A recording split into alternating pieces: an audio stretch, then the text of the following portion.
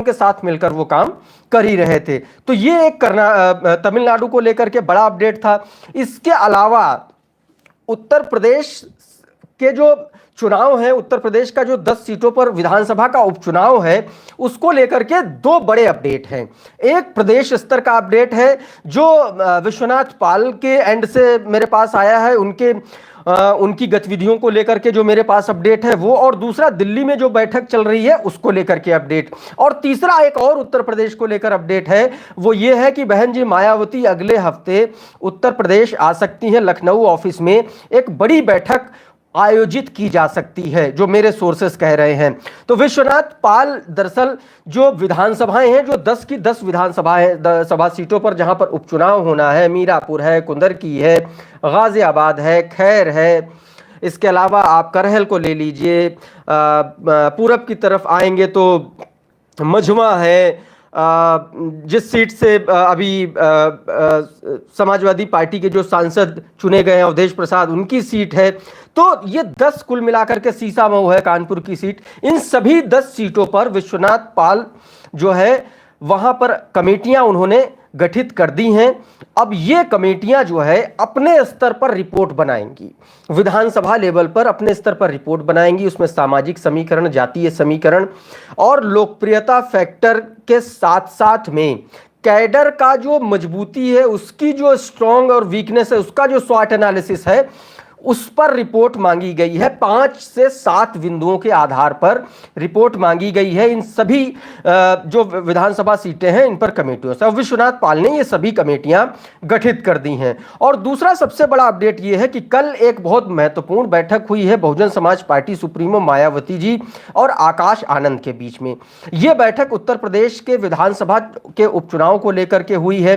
अगले हफ्ते मायावती जी और आकाश आनंद और बहुजन समाज पार्टी के तमाम बड़े पदाधिकारी लखनऊ आ रहे हैं और लखनऊ में एक बड़ी बैठक होने जा रही है। इस बैठक में विधानसभा के उपचुनाव को लेकर के जो फैसले लिए गए हैं बल पर, उसको इंप्लीमेंट कराया जाएगा, उसको लागू कराया जाएगा उत्तर प्रदेश में।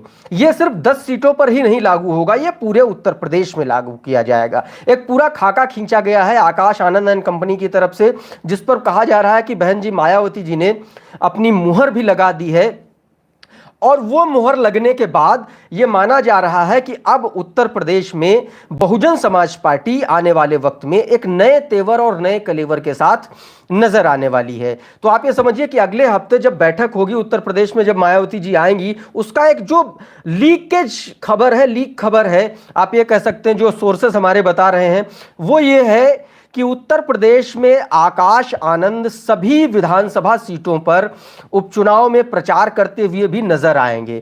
यानी कि वो बैकएंड से संगठन पर काम तो कर ही रहे हैं, साथ साथ में इन सभी सीटों पर आकाश आनंद चुनाव प्रचार भी करेंगे। मायावती जी के बारे में यह जानकारी है कि वो 3 सीटों पर चुनाव प्रचार करेंगे, जिसमें 2 सीटें जो है वो पश्चिमी उत्तर प्रदेश की हैं।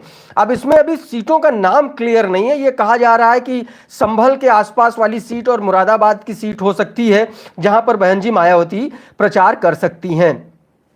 और जो बाकी कैडर को लेकर के जो रणनीति बनाई गई है कि कहां पर किस तरीके से कौन पदाधिकारी होगा और संगठन में बड़े स्तर पर जो बदलाव होने हैं उसको लेकर के किस तरीके से काम किया जाएगा, बड़े चेहरों को वापस कैसे लाया जाएगा, इस पर पूरी एक विस्तृत रिपोर्ट तैयार की गई है आकाश आनंद के द्वारा, और जिसको मायावती जी के साथ कल बैठ करके डिस्कस किया गया है। अब इस पर कितना चीजें लागू होंगी ये आने के बाद और बैठक के बाद पता चलेगा।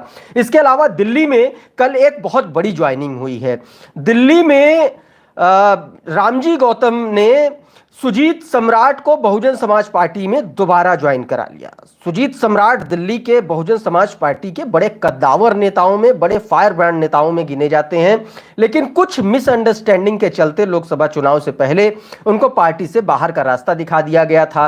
लेकिन अब एक बार फिर से बहुजन समाज पार्टी ने उनको वापस बुला लिया है। उन्होंने वापस जो है ज्वाइन कर ली है बहुजन समाज पार्टी, और उन्होंने मायावती जी का आभार भी जताया है। इसके अलावा अब बात उन राज्यों की करेंगे जिनकी समीक्षा बैठकें लगातार हुई हैं, अभी तक हो चुकी हैं, जिसमें छत्तीसगढ़ की समीक्षा बैठक हो चुकी है। और मायावती जी ने इस बात को लेकर के सोशल मीडिया प्लेटफॉर्म एक्स पर पोस्ट के जरिए जानकारी